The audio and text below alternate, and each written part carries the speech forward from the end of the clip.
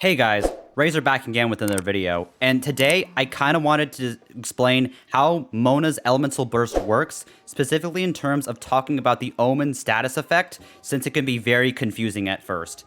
Since Ganyu was released, people found ways to exploit the mechanics of the Omen status effect to make Mona an invaluable support for their freeze-oriented teams, and I wanted to discuss these with you so you can take advantage of these tips and do more damage. So without further ado, let's begin.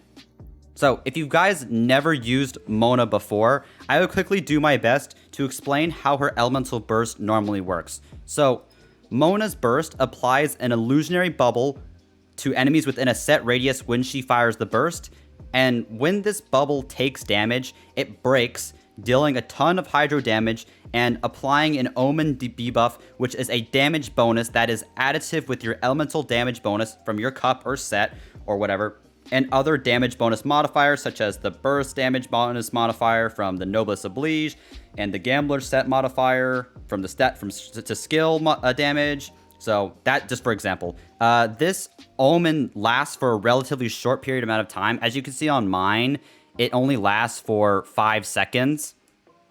And the timer starts when the bubble is popped from her burst. So, but what if I told you that that was actually not how her Elemental Burst worked? Specifically the Omen part. So, how the burst actually works is that the Omen debuff is not applied after the bubble is popped, but actually immediately after you apply your burst.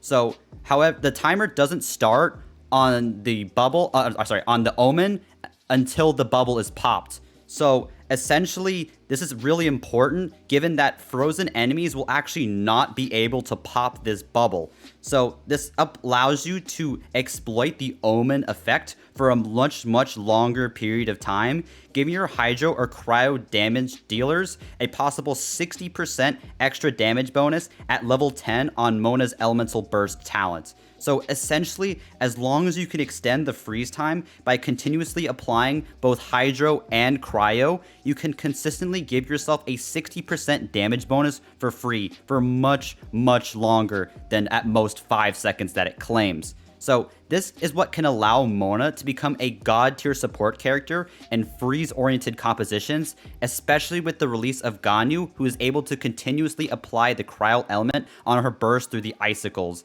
And Mona can still be an extremely powerful unit even at C0, especially when you can just pop her elemental skill, which provides a somewhat short but continuous Hydro application for this freeze setup combo that we want to do. You can also chain Mona's elemental skill, which is the mirror reflection of Doom, which taunts enemies and applies the Hydro element with the elemental burst, which can make the Withsith extremely valuable for her since it sets up a very short amount of time that she can set things up. So this combo is even more amplified by Mona's Constellation level 1 ability. So if we go to her Constellation level 1, if an enemy is affected by the Omen, it increases the duration of our freeze by an additional 15%. And this could just allow us to even exploit the Omen even more, since the Omen is actually applied, like I said, when we pop the burst and not when we pop the bubble.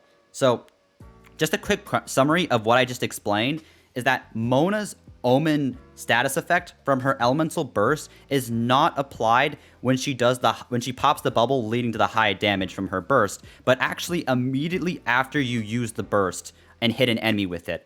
As long as you do not pop the bubble by continuously freezing enemies, which involves continuously applying both the Hydro and Cryo elements, you could enjoy free extra damage bonuses for much longer than the claimed maximum of 5 seconds. So to demonstrate what I just told you guys, I prepared some quick clips to show the difference and actually apply the numbers from the damage formula to show that this indeed works. So just some quick exposition intro to show you how the numbers come from on all the stats.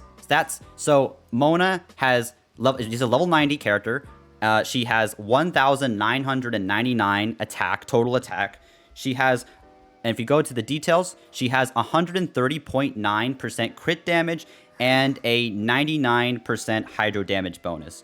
She is also currently, as a weapon, she is quicking a Refinement level 4 Lost Pair to the Sacred Winds, which provides a 14% elemental damage bonus every 4 seconds in which she is active on the field, which will come into play in one of our tests And like I said, she's again level 90, and the enemies that we will be fighting are from Abyss 12, which are level 95, with no resistance buffs whatsoever, and the level is actually important when we talk about the level difference modifier and our damage.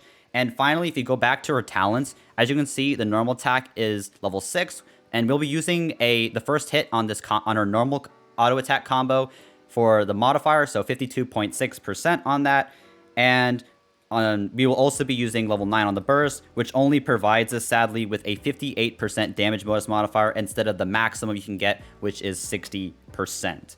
So, going into the clips, so I have, on the first case, out of the 3 cases, in our first case that we can see in the video, we have no bonuses active on our team, since I picked the non-offensive buff on the Abyss floor, and we ended up dealing 2,147 on the normal attack on the crit without any sort of buffs from Omen or whatsoever. So we can completely confirm this to be true by applying the math from the damage formula. So again, we have 1,999, which is our attack, times 1.99, which is our damage bonus modifier from the elemental damage bonus, times 0.526, which is from our skill modifier from the normal attack, which is then multiplied by 0.4935. Around that is roughly rounded, which is our level difference or defense modifier, which you can quickly calculate from the level difference between enemies.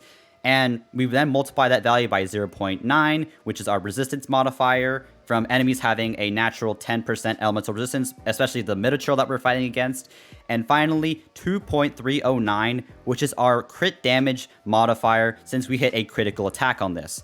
This gives us a final value of 2,145.9, but due to rounding and floating point errors in the computation in the game, we can roughly say that this is accurate enough for our answer since we're only 1 damage off, since the original damage was 2,147 in the video, which is roughly 1 damage off.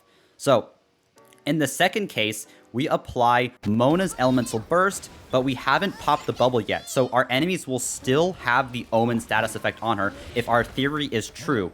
And we are actually doing 2,773 damage in this case, which is much, much higher than the original amount of 2,147 damage. So it turns out, if we added the 0.58 to our original damage modifier of 1.99 to give us a new value of 2.57, and this gives us a final value of 2,771.31, which again is still very close within some level of error due to floating point numbers or rounding. So this actually makes sense. We're off by at most 2, a damage of 2.